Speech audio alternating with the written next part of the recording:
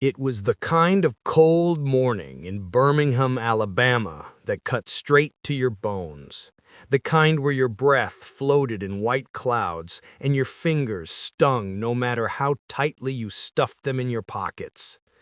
Outside the Children's Medical Center, people rushed in and out with coffee cups and heavy scarves, trying to escape the weight of whatever brought them here. But on that particular Saturday, something extraordinary was about to happen, something no one could have predicted. A 10-year-old boy named Noah Bennett, his sneakers patched with duct tape and his coat 3 sizes too big, sat quietly on a flattened cardboard box. His little red beanie slid low on his forehead, and in his lap rested a weather-beaten sketchbook. He wasn't begging. He wasn't even asking for help. He just sat there, watching, waiting, drawing. Across the street, parked by a fire hydrant, a sleek black SUV idled. Inside sat Richard Hale, a millionaire businessman, his sharp jaw tense, his tie loosened. But today, money couldn't save him. His 9-year-old daughter, Emily, lay inside that hospital, unable to walk. And then, in a voice soft but certain, the boy spoke. "Sir, I can make your daughter walk again." Richard froze. What would you do if a poor, orphan child, duct-taped sneakers, ragged coat, claimed he could heal the one person you loved most in the world? If you believe no child should ever suffer this way, hit subscribe and like this video now, because this story will shake your heart to its very core. And what happened next, no one could have imagined. Noah Bennett wasn't like other children.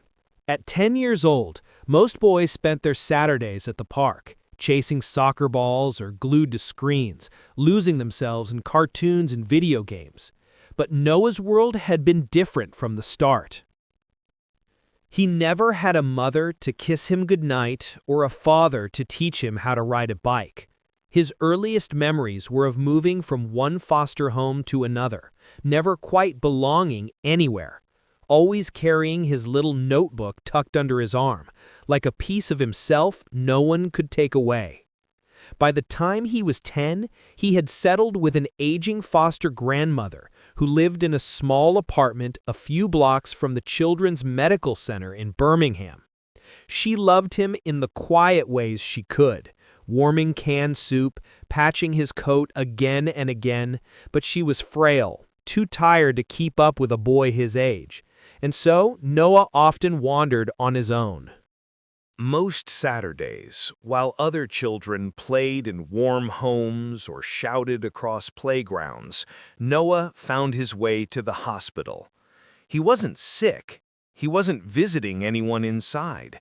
He just showed up. He would sit near the revolving doors on the same flattened piece of cardboard, his head bent over his battered sketchbook. Passers-by rarely noticed him at first. Just another kid in worn clothes, shoes held together with strips of duct tape, sleeves rolled up over hands that had grown too fast. But those who did notice often paused, curious. Because Noah didn't beg. He didn't hold out a cup or ask for change. He simply sat, drawing. Faces, scenes, tiny fragments of life captured in graphite. There was something haunting about his sketches. A tired mother weeping outside the ICU, but in Noah's drawing, her child stood beside her, smiling. A nurse rushing down the hallway, her face lined with exhaustion, but on paper she looked calm, almost serene. His sketches didn't just copy reality, they rewrote it. They turned pain into peace, despair into hope. Some of the hospital staff tried at first to shoo him away. "You can't sit here, kid," they told him, but Noah would only nod, gather his notebook, and return the following week. Eventually, they gave up. He wasn't hurting anyone, and perhaps, deep down, even the nurses began to find comfort in the silent boy who drew what they all wished could be true. Across town, a very different life was unraveling inside a polished mansion with tall glass windows and polished floors. Richard Hale, age 45, was a man the city knew well, a self-made millionaire, respected, feared, envied. He had built his empire from nothing, working his way through college, taking risks, pulling himself into the rarefied air of the wealthy. For years, Richard had lived with the confidence that anything could be solved, if not with determination, then with money. But money had its limits. For nearly a year, Richard's only daughter, Emily Hale, had been trapped in a wheelchair. At 9 years old, she should have been racing through the yard, hair flying in the wind, giggling until her cheeks hurt. Instead, her legs refused to carry her. A rare neurological condition had stripped her of movement, leaving her fragile, frustrated, yet still endlessly hopeful. Richard sat at his bedside night after night, his strong hands trembling as he held her tiny fingers. He whispered promises. "We'll find a cure, sweetheart. Daddy won't stop until we do." But each specialist they visited, each treatment they tried, ended with the same sorrowful shake of a doctor's head. The great Richard Hale, who had tamed markets and crushed competitors, could not heal his daughter, and that powerlessness aided him, piece by piece. On that cold Saturday morning, as his SUV idled across from the hospital, Richard stared at the doors, exhausted, his tie loosened, his mind heavy with dread. He didn't notice the boy on the cardboard box at first. To him, Noah was just another shadow among many. But Noah noticed him. He noticed everything. His pencil moved across the page, capturing the hard lines of Richard's jaw, the way his shoulders sagged, the grief hidden beneath expensive clothes. Something was coming, something that would bring their two worlds colliding together. And this quiet morning, with breath misting in the air, was only the beginning. Richard Hale was not a man easily rattled. For years, he had faced boardrooms filled with cutthroat rivals, negotiated deals worth millions, and walked away the victor. But as he stepped out of his SUV that cold morning, staring down the ragged boy on the cardboard box, something in his chest twisted in a way he didn't understand. Noah Bennett looked up at him with calm, unblinking eyes, the kind of gaze that seemed too old for his 10 years. And then came the words, clear and steady. "Sir, I can make your daughter walk again." For a moment, Richard froze, his breath caught, his jaw clenched, and then anger. "Don't you dare," he growled, stepping closer, his polished shoes crunching on the frosted sidewalk. "Don't you dare play games with me, boy. My daughter is sick. This isn't a joke." A couple leaving the hospital slowed to watch. A nurse at the door raised her head. Noah, unfazed, closed his sketchbook carefully and rested it on his lap. "I'm not joking, sir," he said quietly. "I can help her."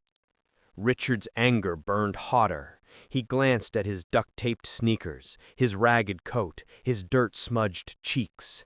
"Help her? You can't even help yourself." His voice rose, sharp enough for people nearby to flinch. "Do you have any idea what we've been through? The doctors, the specialists, the tests. Don't mock me, boy." But Noah didn't shrink. His small voice carried in the cold air. Hope isn't false if it's real. The words struck like a bell. For reasons Richard couldn't explain, they unsettled him. This wasn't the whimper of a child begging for coins. It was certainty. It was truth. Yet pride rose like a shield. He snapped back. You think you're some kind of miracle worker? You're just a homeless kid wasting time on a cardboard box. Whispers rippled through the small crowd forming near the entrance. Some frowned at Richard's harshness, others shook their heads at Noah. A doctor passing by muttered, "Ignore him, Mr. Hale. He's just a street kid. He's been hanging around here for months." Richard turned to leave, but Noah's next action stopped him cold. The boy flipped open his sketchbook and held up a page. Richard's heart skipped. It was Emily. Drawn in delicate graphite lines, but unmistakable, her eyes, her hair, the curve of her smile. Only in the drawing, she wasn't in her wheelchair. She was standing, laughing, her little hands spread wide as if she were about to run. Richard's knees nearly buckled. His voice cracked. "How do you know my daughter's face?" Gasps spread through the onlookers. The nurse dropped her clipboard. Noah's expression softened. "I've seen her. Not with my eyes, but here." He pressed his small hand against his chest. For the first time in years, Richard felt fear, not of loss, but of the unknown. What would you do if a stranger knew your child's face without ever meeting them? Would you run? Or would you listen? Richard shook his head violently, refusing to believe. "This is absurd. Some trick. Someone must have shown you." He stormed toward the hospital doors, but Noah's voice followed him. "Sometimes help comes from where you least expect it." The words echoed, bouncing in Richard's skull as he walked down the sterile hallway to Emily's room. He tried to dismiss it, tried to bury it, but his daughter's pale face met him like a blade to the heart. She smiled weakly, her little hands fiddling with a stuffed bear. "Daddy," she whispered. "Who is that boy outside?" Richard blinked. You saw him?" "I dreamed of him," Emily said softly.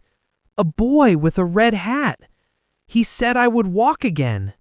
Richard staggered back, gripping the side of her bed. His chest heaved. Could it be coincidence? A child's imagination? Or something more?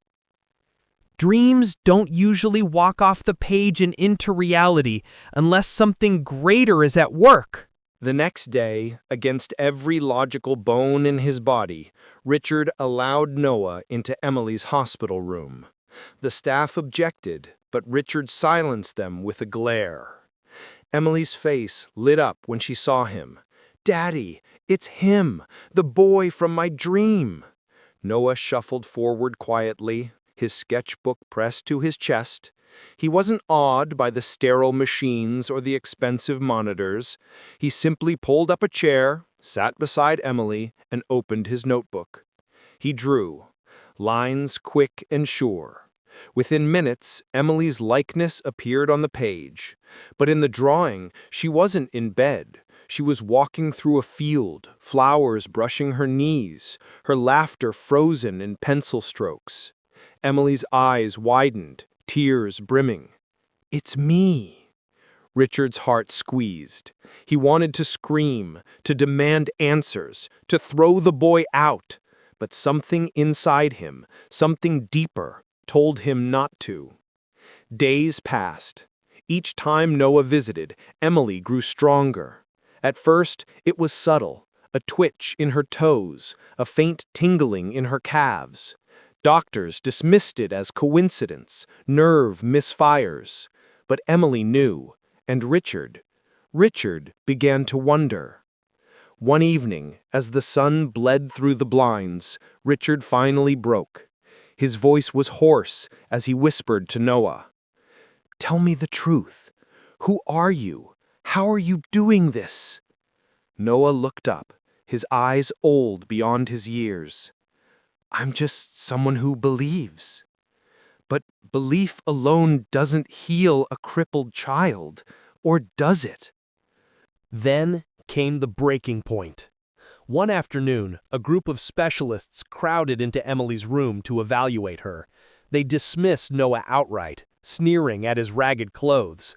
One doctor snapped, "Mr. Hale, letting this street child linger here is irresponsible. He has no place in this hospital." Richard bristled, but before he could respond, Noah simply reached for Emily's hand. And in front of the entire room, nurses, doctors, onlookers, Emily's legs moved. First a tremor, then a twitch, and then, slowly, shakily, she slid from the bed. Gasps erupted. A nurse clapped her hands over her mouth. The doctors stumbled back, their instruments useless. Emily's tiny feet touched the floor. She wobbled, her knees trembling. Richard lunged forward, terrified she would fall, but she didn't. Step by trembling step, she moved toward him. "Daddy," she cried, her voice breaking into laughter and tears all at once. "I'm walking." The room erupted. Some shouted in disbelief, others sobbed. Richard collapsed to his knees, arms open, as his daughter stumbled into his embrace. Noah stood silently, his face calm, almost serene. The boy who had nothing just gave a millionaire everything. But was this miracle real, or the beginning of something even greater? The hospital room had fallen silent. Emily's tiny feet were still planted on the cold tile floor, her knees trembling, her small fingers clutching her father's sleeve, but she was standing. For the first time in nearly a year, she was standing. The doctors who had gathered moments earlier were frozen, their mouths half open, their clipboards forgotten at their sides. A nurse gasped audibly, tears filling her eyes. And Richard Hale? He could only stare, his entire body trembling as though he were watching the impossible unfold. Emily took one step, then another. Her movements were shaky, fragile, like a newborn calf learning to walk. But she was walking. Each step echoed in the room, louder than any applause, louder than any boardroom victory Richard had ever known. "Daddy," she cried, her voice breaking into laughter and tears all at once. "I can feel the ground. I'm walking." Richard's chest caved in. He fell to his knees, arms outstretched, catching her as she stumbled into him. He buried his face in her hair, sobbing in a way he hadn't since he was a boy. All the wealth, all the pride, all the steel walls he had built around himself shattered in that single moment. Behind him, voices erupted. "This is impossible," one doctor muttered, pacing frantically. "Neurological degeneration doesn't just reverse like this. It's medically impossible." "It's a trick," another insisted, though his face was pale and his hands shook. But the truth was undeniable. Emily Hale, the girl who had been written off by every specialist in the country, was walking freely across the floor. And at the center of it all stood Noah Bennett, silent, calm, his small, dirt-smudged hands resting lightly at his sides, his eyes steady as though this miracle was not surprising to him at all. Richard turned to him, still clutching his daughter. His voice cracked as he whispered, You did this. Who are you, Noah?" Noah's gaze softened, and he shook his head. "I'm nobody, just someone who believes." The words hung heavy in the room. But not everyone was willing to accept them. One of the specialists stepped forward, anger flashing in his eyes. "This is dangerous. This child shouldn't even be here. Mr. Hale, you're letting a homeless boy fill your daughter's head with fantasies. This is madness." Richard rose to his feet, his arm booming with more power than it ever had in a boardroom. "Madness?" he roared, his arm wrapped protectively around Emily. "My daughter is walking, something you said would never happen, something you gave up on." The doctor faltered, his face flushing. Richard's voice shook with fury and awe. You, with your degrees and your arrogance, you did nothing. But this boy, with nothing but a heart full of faith, gave me back my child. So tell me, who here is the fool? Gasps rippled through the staff. Some bowed their heads in shame. Others stared at Noah with a mix of fear and reverence. Emily, still holding her father's hand, turned to Noah. "Thank you," she whispered, her voice pure and small. "I dreamed about this, about you, and now it's real." Noah only smiled, his lips curving gently as though her words were enough. The room was bursting with emotion, tears, disbelief, anger, awe, all colliding in a storm. Richard, a man who had once believed that money could solve everything, now found himself trembling before a child in duct-taped shoes. And for the first time in his life, he felt something greater than wealth, greater than pride. He felt humbled. He looked Noah in the eyes and whispered words he never thought he'd say. "You gave me back my daughter. You gave me back my faith." The boy simply nodded, then lowered his gaze, as though the miracle was never his to claim, but only his to deliver. The bigger boy had done the impossible, but what would become of him now? Would he vanish back into the shadows, or finally be seen for who he truly was? Emily took one step, then another. Her movements were shaky, fragile, like a newborn calf, learning to walk. But she was walking. Each step echoed in the room louder than any applause, louder than any boardroom victory Richard had ever known. "Daddy," Emily cried, her voice breaking into laughter and tears all at once. "I can feel the ground! I'm walking!" Richard's chest caved in. He fell to his knees, arms outstretched, catching her as she stumbled into him.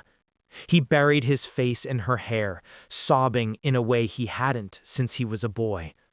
All the wealth, all the pride, all the steel walls he had built around himself shattered in that single moment.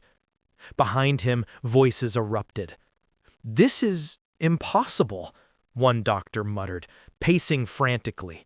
"Neurological degeneration doesn't just reverse like this. It's medically impossible." "It's a trick," another insisted, though his face was pale and his hands shook. But the truth was undeniable. Emily Hale, the girl who had been written off by every specialist in the country, was walking freely across the floor. And at the center of it all stood Noah Bennett, silent, calm, his small dirt-smudged hands resting lightly at his sides, his eyes steady as though this miracle was not surprising to him at all.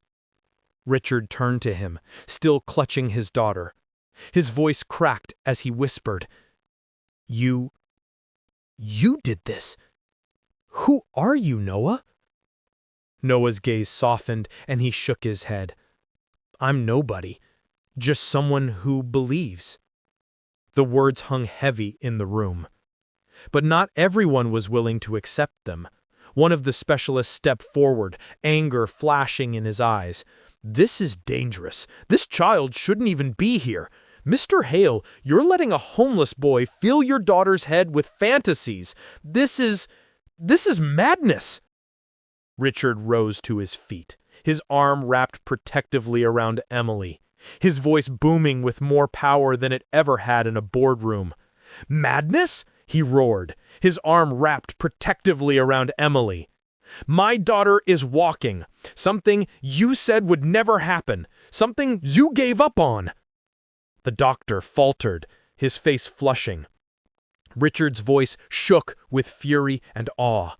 "You, with your degrees and your arrogance, you did nothing.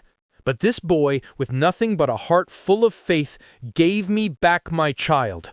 So tell me, who here is the fool?" Gasps rippled through the staff. Some bowed their heads in shame. Others stared at Noah with a mix of fear and reverence. Emily, still holding her father's hand, turned to Noah. "Thank you," she whispered, her voice pure and small. "I dreamed about this, about you, and now it's real." Noah only smiled, his lips curving gently as though her words were enough. The room was bursting with emotion, tears, disbelief, anger, awe, all colliding in a storm. Richard, a man who had once believed that money could solve everything, now found himself trembling before a child in duct-taped shoes. And for the first time in his life, he felt something greater than wealth, greater than pride. He felt humbled. He looked Noah in the eyes and whispered words he never thought he'd say. "You gave me back my daughter. You gave me back my faith." The boy simply nodded and then lowered his gaze, as if the miracle was never his to claim, but only his to deliver. The beggar boy had done the impossible, but what would become of him now? Would he vanish back into the shadows, or finally be seen for who he truly was?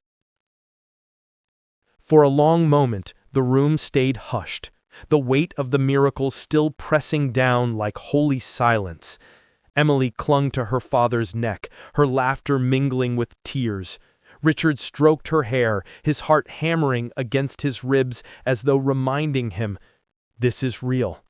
This is happening." The doctors slipped out one by one, some shaking their heads, others whispering furiously into phones, desperate to explain the unexplainable. But no explanation could undo what had just been witnessed.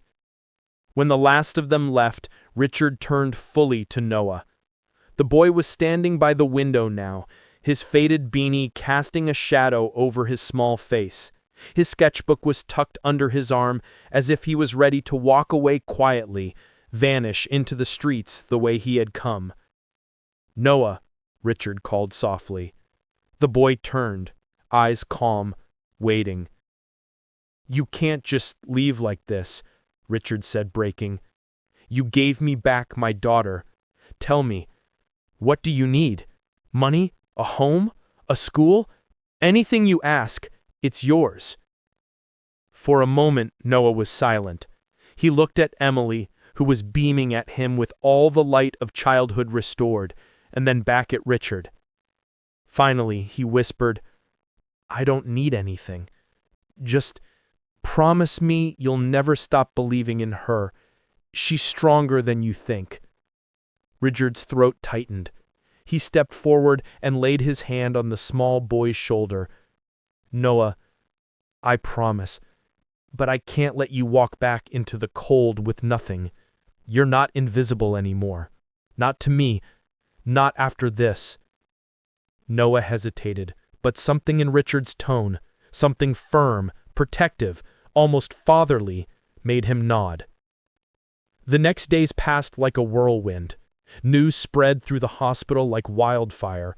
Families who had seen Emily's first steps told their stories to reporters. Nurses whispered about the poor boy who had changed everything. Soon, cameras began to crowd the hospital gates, chasing the miracle child. But Richard shielded Noah. He kept him close, away from the flashing bulbs and greedy questions. For the first time in his life, Richard Hale wasn't thinking about deals or headlines. He was thinking about a boy who deserved more than the streets had ever given him. Emily's recovery continued, each step stronger than the last. Every day she asked for Noah. Every day she laughed again, filling the mansion halls with the sound Richard thought he'd lost forever. And Noah? For the first time, he slept in a warm bed. He ate meals without wondering when the next would come. He drew in his sketchbook under the glow of a desk lamp instead of a streetlight. He was still the same humble boy, but now he belonged somewhere. One evening, weeks later, Richard stood on the balcony of his home, watching Emily chase fireflies across the lawn, her legs swift, her laughter ringing. Noah sat nearby, sketching quietly. Richard's heart swelled with something he hadn't felt in years: peace. He realized now that his wealth had blinded him, that true riches had walked past him unnoticed every day. A poor boy with nothing had given him everything. He looked at Noah and spoke, his voice low but full of reverence. "You reminded me of something I forgot, Noah. Miracles don't always wear crowns. Sometimes they wear duct-taped shoes." The boy glanced up, smiling faintly, then returned to his drawing. And the world would go on speculating, doubting, explaining, but Richard Hale no longer cared what the world thought, because in his heart and in the bright steps of his daughter, he carried proof that no amount of logic could erase. If you believe no child should ever be overlooked, hit subscribe and like this video now, because Noah's story reminds us all, sometimes the smallest hands carry the greatest power.